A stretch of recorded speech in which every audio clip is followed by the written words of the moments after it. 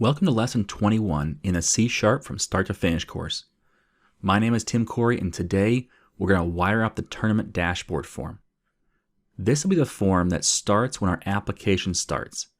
It's a fairly easy form, so it shouldn't take us too long to get this running. Let's jump right in and get started.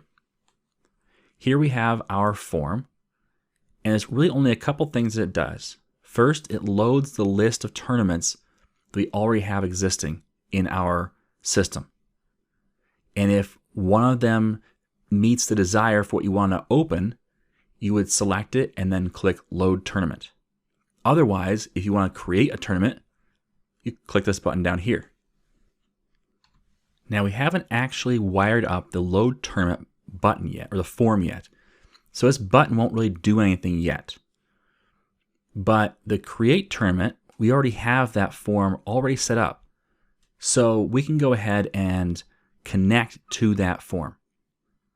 And loading this list right here, we've got most of the code for that already, so we can definitely go ahead and do that as well.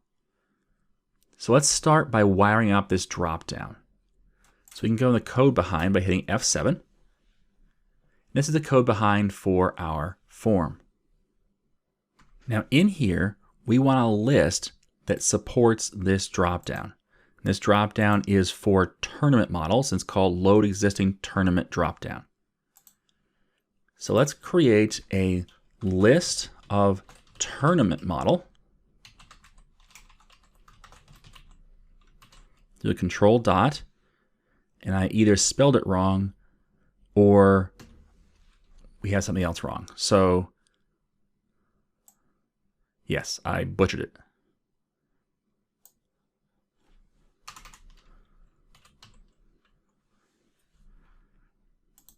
Wow, if I can spell today, that'd be great. Using tracker library.models. All right, so that works now. IntelliSense is wonderful. It saves me from a whole lot of spelling errors. So let's call this tournaments equals, and let's not do a new list yet. Let's actually say global config, control dot, add the using statement here too. Dot, and we need to do connection, but it's not finding that yet. So let's find out why. And the reason why is I don't have an equal. Equals global config dot connection dot, and there's get team underscore all and get person underscore all. What we want is going to be the get tournament underscore all. And that doesn't exist yet. So let's create that. So in our iData connector or connection, we're going to create a list of tournament model called get tournament underscore all. So let's implement that. Let's go to SQL connection or connector first. And we'll do a control dot, and we'll implement that interface. Now, if we scroll down here, we should find something similar like this right here. I'm going to copy this pattern. And then down here, I'm going to paste that pattern. So this is going to be a list of tournament model, not person model. And so everything else looks correct except for the fact that we have to get a store procedure to look up that tournament information. So what we need to do is we need to change this over to be our tournaments. Right down here we have a SP tournaments underscore get all. And what that does, it just grabs the tournaments table and grabs all the active ones. And in this case, we have just one tournament here. So we're going to take this name right here,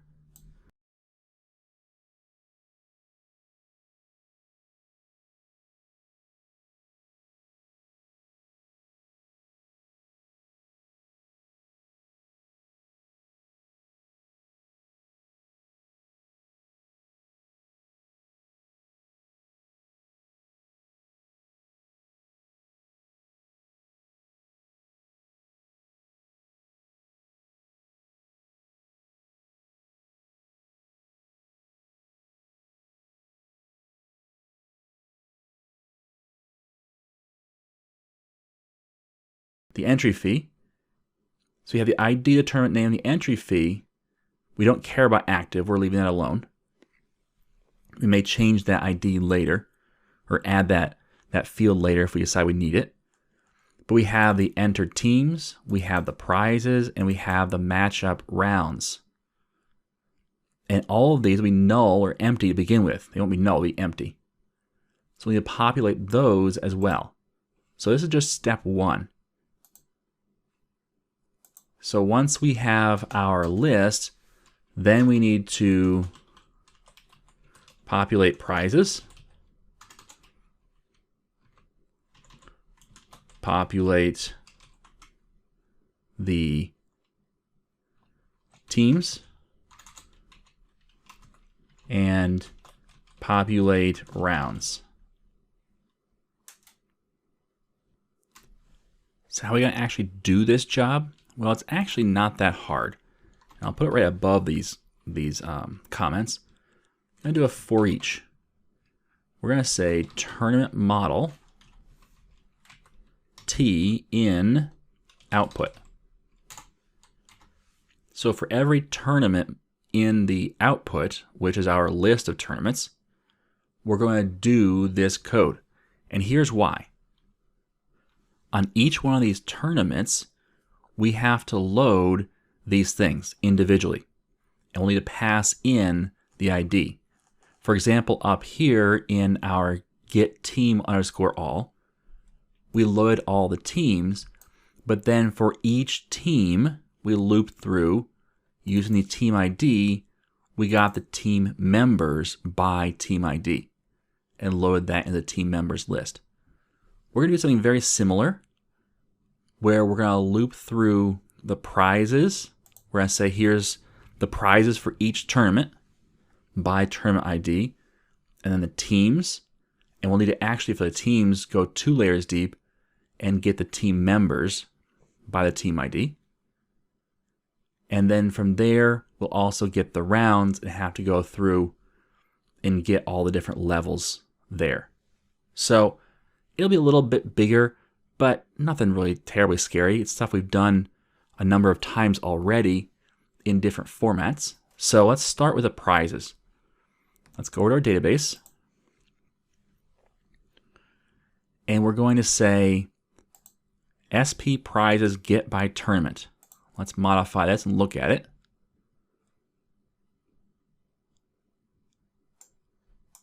It's a little slow. There we go. Okay, so you pass in the tournament ID, and it gives us all the prizes based upon the tournament ID. And it's going to give us back essentially a list that looks like this. So we just need to call this.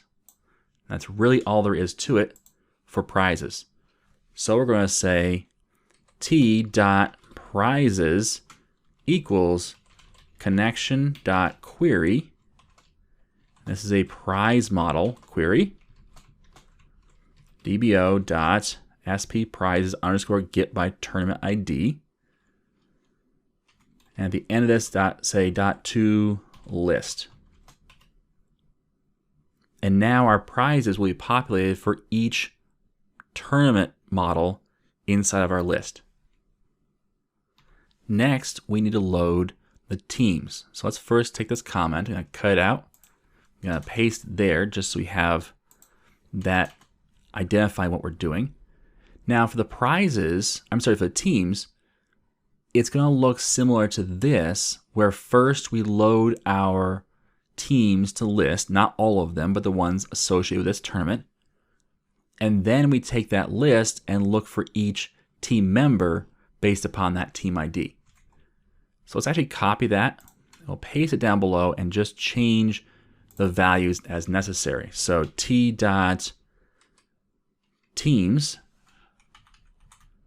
it's not teams, it's entered teams, equals connection.query team model, but it's not sp team underscore get all. If we go back over to our SQL, we'll see we have a sp team underscore get by tournament. And this, you pass in the tournament ID, and what'll come back is a list of teams for that tournament. So we'll change that. And now we'll do a for each, not on output, but on t.entered teams.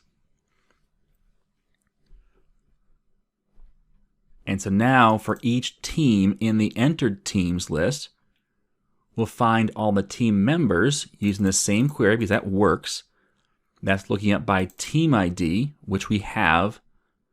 And so therefore, I'd say for each team, the members should be this return value, these people. So that should take care of populating the teams. Again, just using or reusing the same code we had and just tweaking it a bit. We had to use a different stored procedure to get just the teams for this tournament versus all the teams.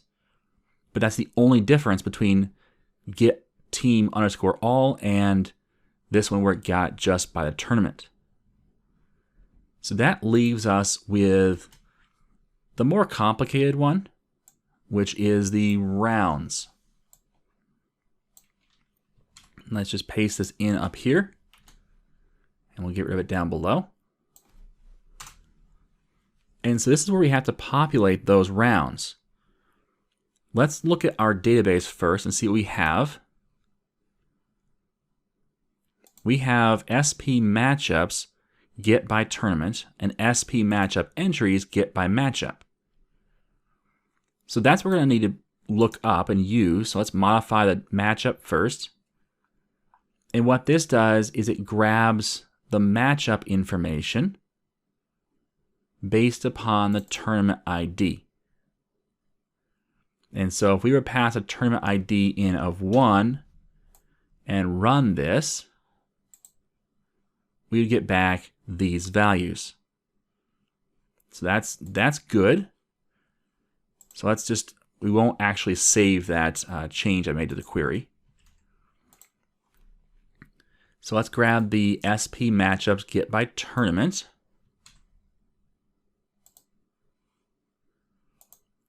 And let's look before we do at our matchup model.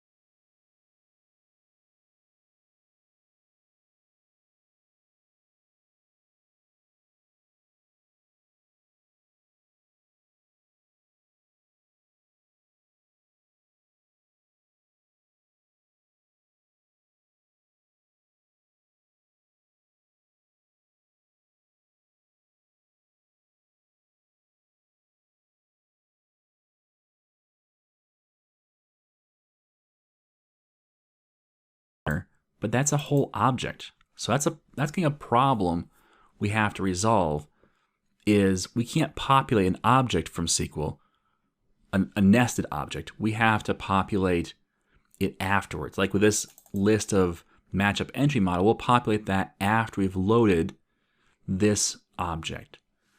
And so we can't put it there, and it's not even called the same thing. It's called winner versus winner ID. And we have this extra column here called team name, which that's joined on the winner ID. And so if we have a winner in the winner ID column, we'll have the team name as well, which is, it's a nice thing for us to have, but it's not necessary for us for this lookup. So I'm thinking we might actually just get rid of that. Let's take that out and take out then, of course, this t.team name. And let's run this again and just see, yep, it still gives us the same information. It's just that now it gives us no extra information. So let's do the alter on that, which is already set up for alter procedure. So we'll run that. So now I made a slight modification to our store procedure. Nothing too big, but we do know that it's returning a winner ID. And so we need to handle that over in our code. The best way I can think of right now to handle this is actually to add a new property. The only time we'll use this property is when we're bringing it in from SQL. So the winner ID is going to be the ID from the database that will be used to look up the winner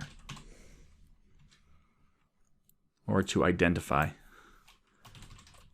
How about that? Okay, so we're going to pass in this winner ID, but winner won't be populated. But we need winner to be populated for everything else, and so we'll go ahead and get that populated once we've loaded up the data.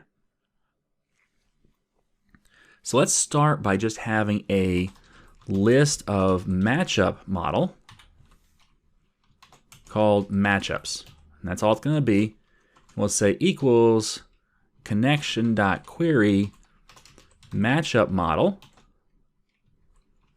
And DBO dots. And let's go back to our store procedure and grab that name. And there we go, paste it in. And we'll grab all the rest of the stuff as well. Just we keep that same format. And we're not passing in anything for a parameter. So we can actually take that parameter off. And now it should be good. Oops, we are passing in a parameter. Let's change that. We need to create this var p and pass in the tournament ID.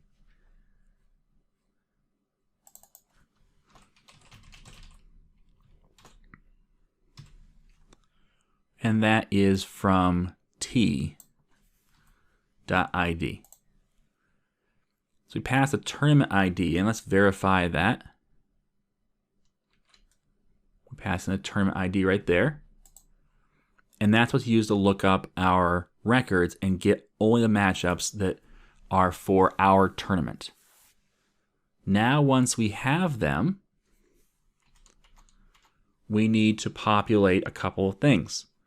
First of all, we need to populate, we're going to do a for each here.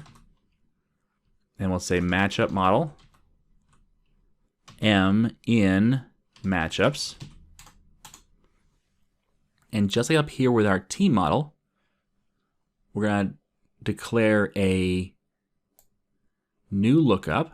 So we'll copy all of this and say, okay, the first thing to do is look up our matchup entries. So it doesn't go into a new variable, it goes into m.entries. And this will be a matchup entry model. We will not pass in our tournament ID, we'll pass in our matchup ID. And so that would be m.id. And how do I know that? Well, back over here in SQL, we created this sp matchup entries underscore get by matchup. If I modify this, we're passing in the matchup entry. We call it entry instead of ID. Let's actually change that to ID to be consistent. I don't believe we use this anywhere else. The thing to be cautious about is if you've used a store procedure somewhere else, you just broke it everywhere else. So what I would do, since I know that only my code has been using this database, I can do a Control F in here, paste in my store procedure name, say the entire solution, and it says I can't find any reference to that. So that's good because I don't need to change any signatures in. I don't need to change it from matchup entry to matchup ID. So in here we can now run this. So that's been updated. And then grab this name of the store procedure and paste it in right there. Now we've populated our matchup entries. And just to verify what goes in there, we can actually run just part of this store procedure, and see we have a matchup ID, a parent matchup ID, team competing ID, and a score. What do we have in our matchup entries model? We have the team competing, the score, and the parent matchup, and the ID. So we need to pass in these IDs, parent matchup ID and team competing ID, and look both of those up by their respective IDs. So, same pattern here. Prop int team competing ID.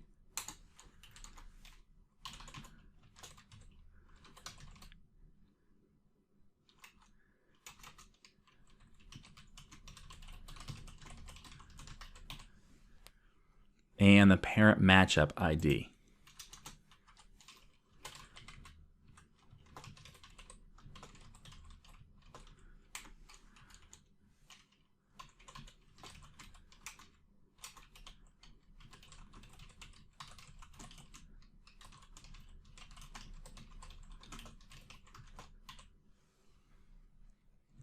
All right, so now these two values we populated, these IDs, but not their actual models that they are representing. So we'll need to do that as well. So those are three things we need to do now. Let's come back over to our SQL connector. Now that we've populated our entries, we're going to need to loop through each entry and populate the actual models for matchup model and team model. And we're also going to need to, outside of the loop for those entries, we'll need to populate our team model based upon the winner ID. So let's get started on that by doing a for each. And if you get a little bit lost, or if you think, oh, I'm going to forget that, don't try and keep it in your head. Write it on a piece of paper or put it in code comments. Okay, so we could put in code comments right up here something like, populate each entry, 2 models, and populate each matchup, 1 model. Just so we have an idea of what we're doing. And those notes are all up to you, how you want to make them look. So for each matchup entry in entries,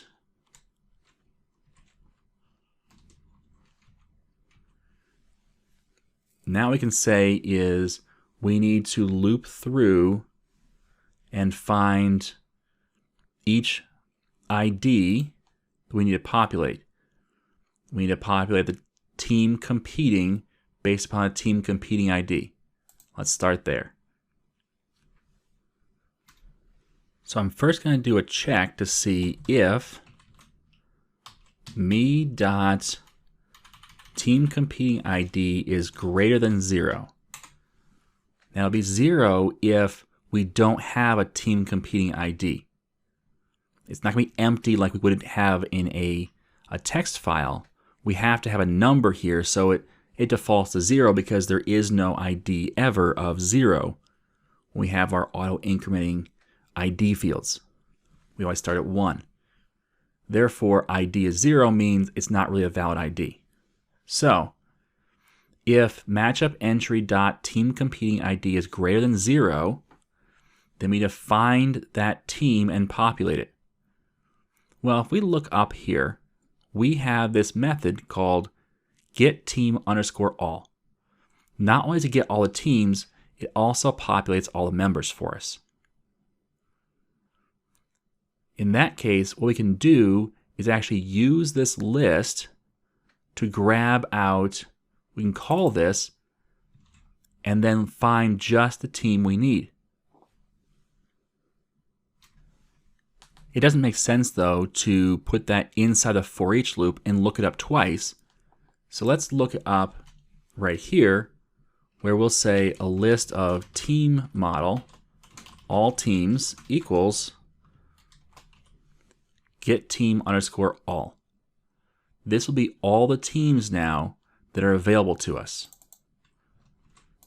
So we can say me.teamCompeting equals all teams dot where x equals greater than x dot id double equals, and we have the ID that we're looking up, which is me.teamCompetingID. First, and there we go. So what we've done here is we've said in all the teams, find the one that has the ID that matches the ID we're looking for. If you find it, grab the first record because it returns a list of teams. And we should only have one in that list. Therefore, grab the first one, put that in the team competing spot. We loop through both entries and we're done. So that's pretty simple. Now, let's do the same for matchup model. So we'll come down here and say if me.matchupModelID is greater than 0, we need to look up the matchup model. And this is where we get a little tricky. And sometimes tricky can be bad, but I think in this case it's okay. And so I want to talk it through with you first though. So right now we are loading our entire tournament. And one of the steps in doing that is loading all the round information. And the first step we did was we loaded all the matchups. And then we looped through each matchup and said, okay, here's how to populate more information about that matchup. Now these matchups are in order. If we go back over here and look at this stored procedure, let's grab SP matchups get by tournament, I believe is the one. Yep. So if we look here, oops. Well, let's change this to a 1.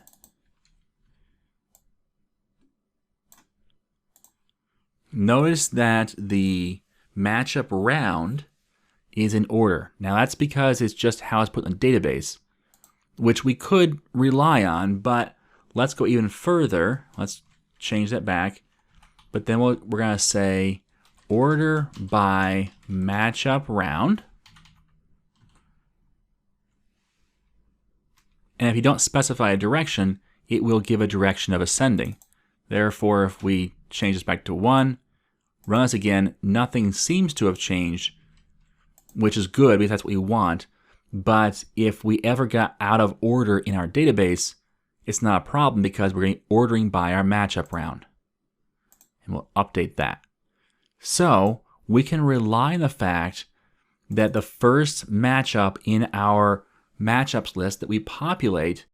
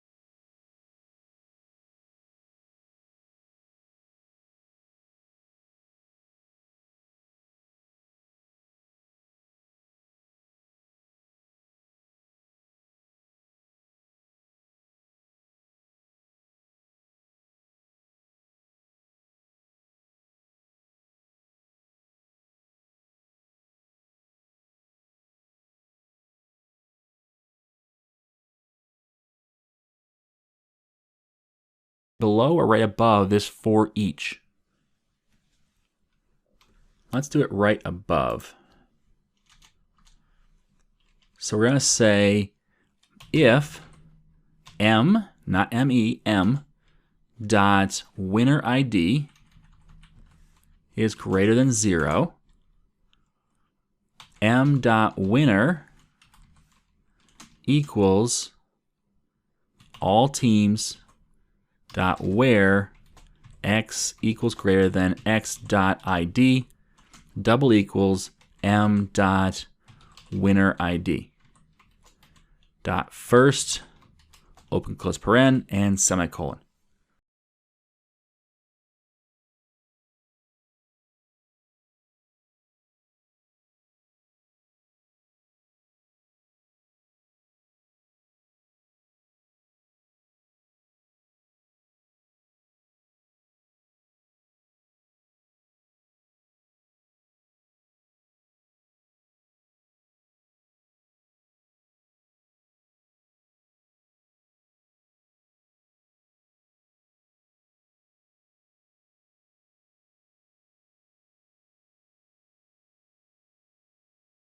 Right click on it.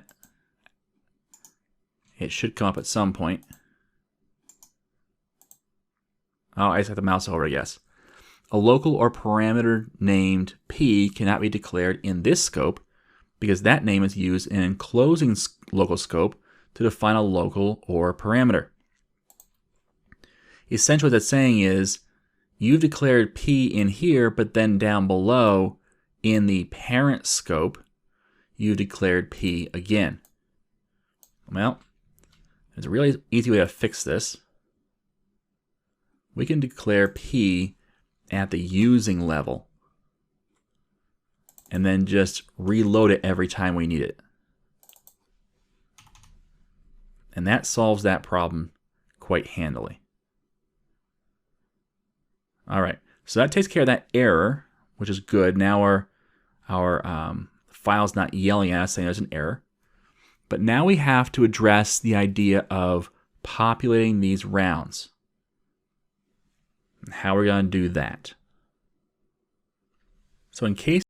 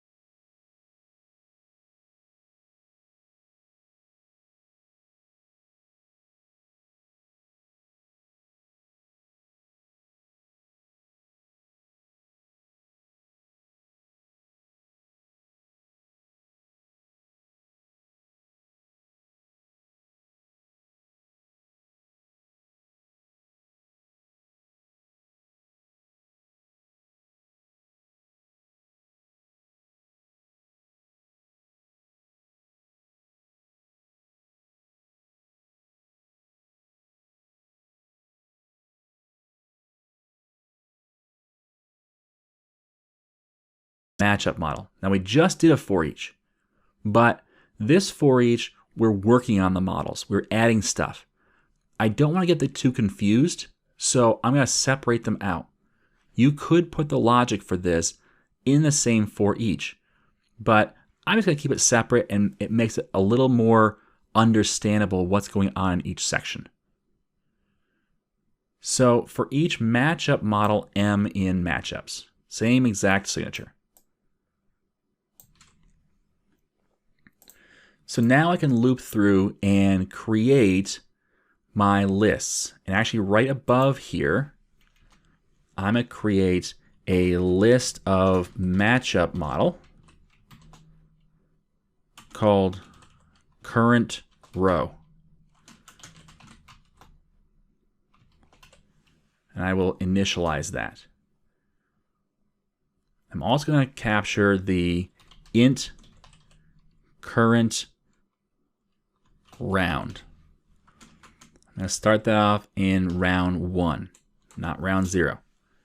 So what's going to happen is I'm going to do a loop. I'm going to say, first of all, if m dot matchup round, which that's an int, if m dot matchup round is greater than current round, that means we've moved to the next round. Now we're doing this right away before we do anything else. And the reason for that is because if we've changed rounds, we have to do some housekeeping before we add that anywhere. So if the round is changed, what we're going to do is say that t.rounds.add current row.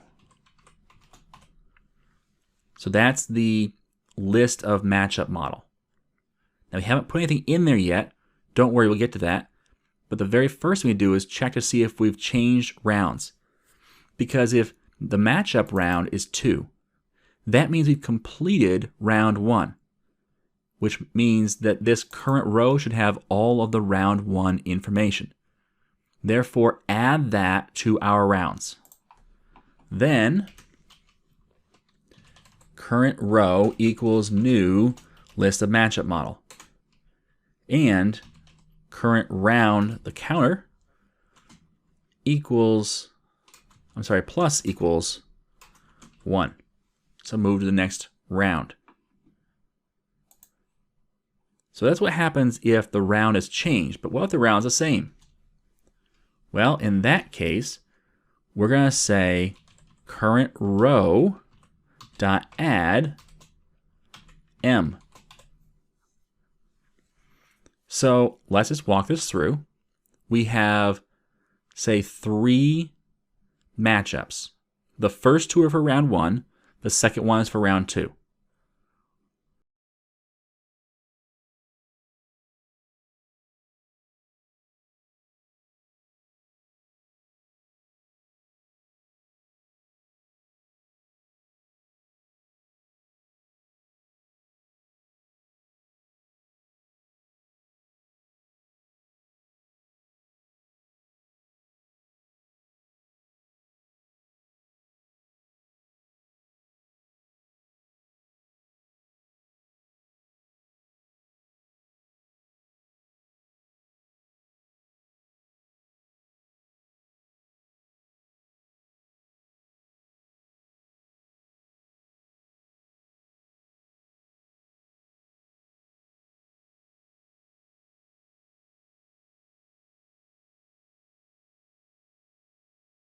Then we clear out the current row so we can add new matchups to it.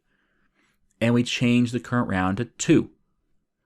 Then we add the current matchup to our current row. We go to the top. We only had 3, therefore we're done. Therefore, at the end of this, we have to say current row dot, not current row. It would be t.rounds.add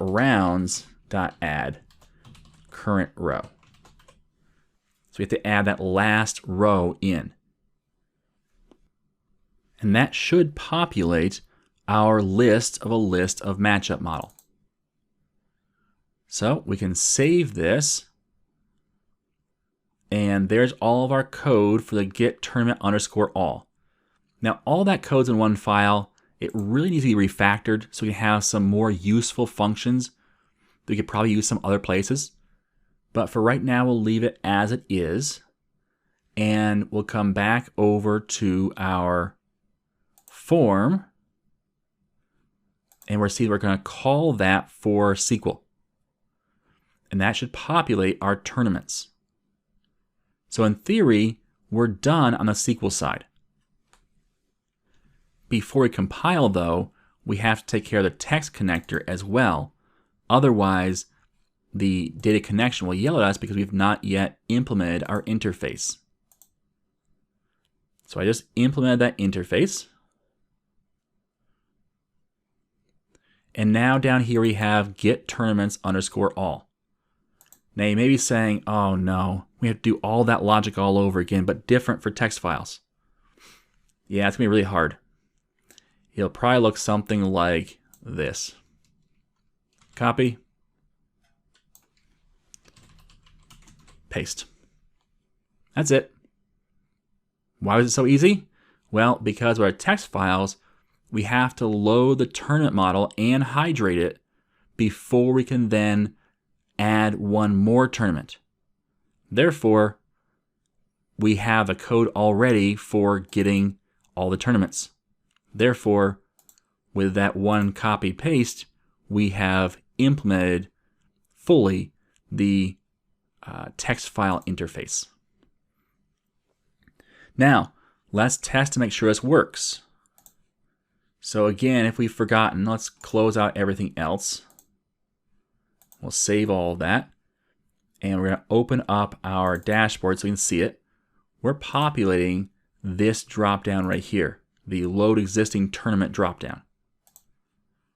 How do we do that? Well, let's create a private void wire up.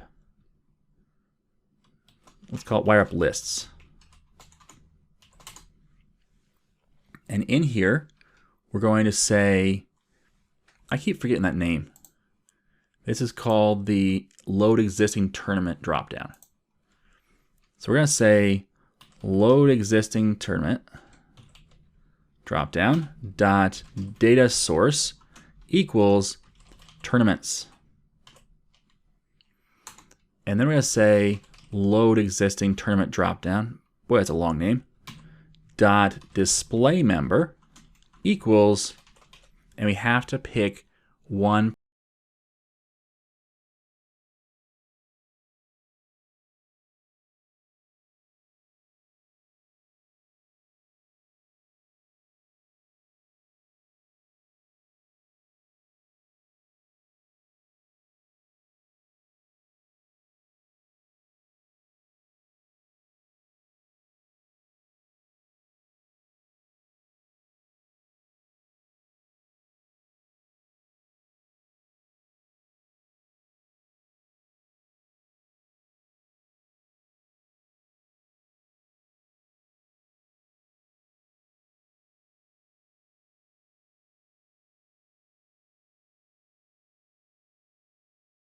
text file for now, but we shouldn't be using the create tournament form. We should be using the tournament dashboard form, the form we eventually want to be the startup form. So let's run this. And now if we move our file over, we have it might work and now question mark.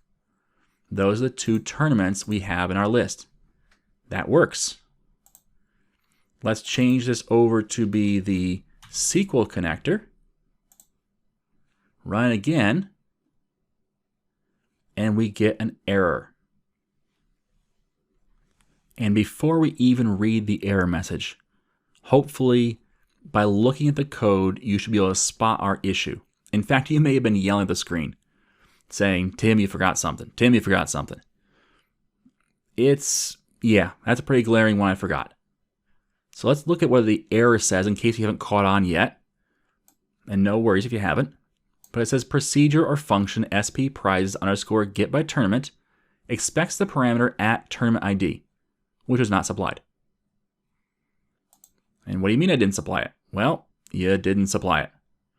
Okay, so down here we've passed in, tournament ID to our parameters and then pass that in there. We can do that up here.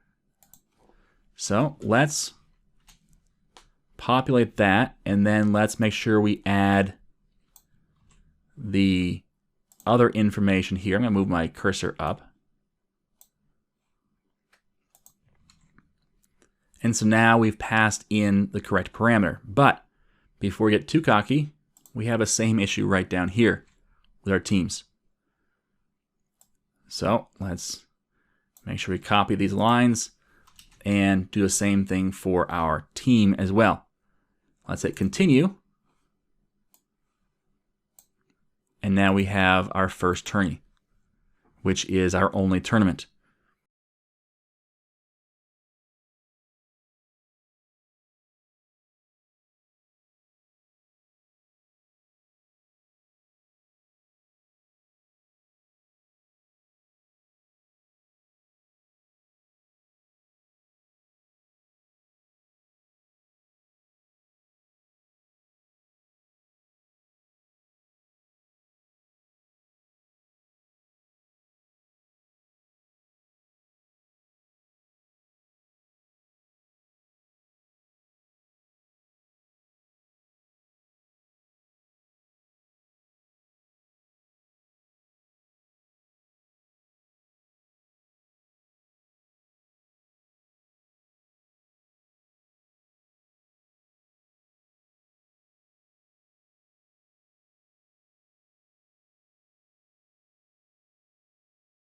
Our form here and just have it add to the list, or do we go right to the tournament viewer?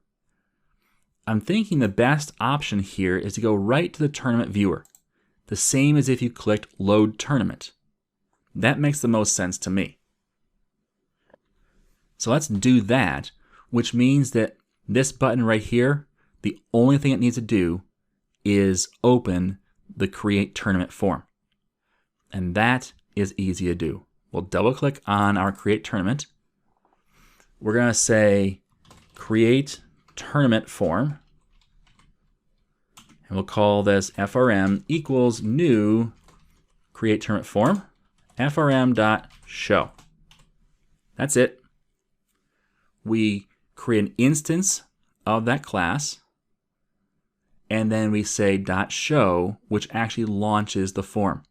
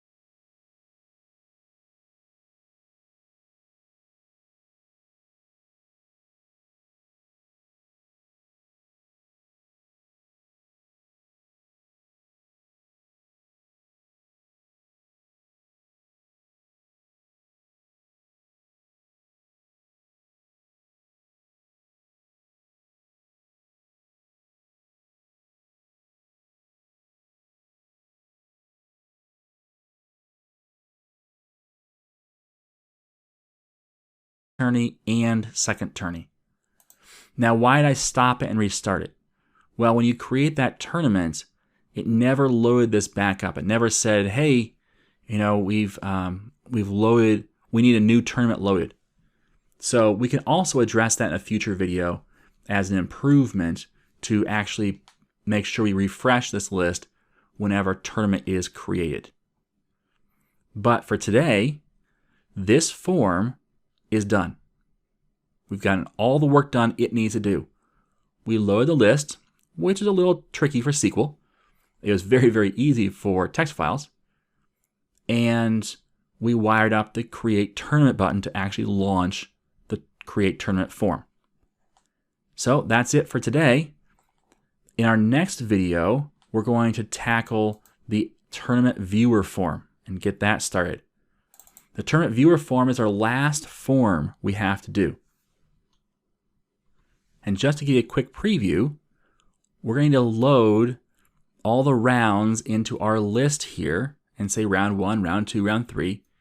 And based upon which round, we're going to display all the information about that round. And we're going to wire up this checkbox to make sure we say if you want to have only unplayed games listed in the list or not. When we select a matchup, it's going to allow us to see which two teams are playing, and then we can enter in a score and hit the score button, which will identify who the winner is, who the loser is, and mark that matchup as complete. So there's a couple things we have to do there, but that will allow us to walk through the entire tournament and complete all the matchups. So we're getting very close. This is the last form we have to tackle before we come back through and do a couple things like exception handling and logging and other cleanup like sending email out. And if you're one of the paid subscribers, you'll also get the video on how to send text messages, which will be fun. So, but that's for the next video. We'll cover the tournament viewer, so stick around for that.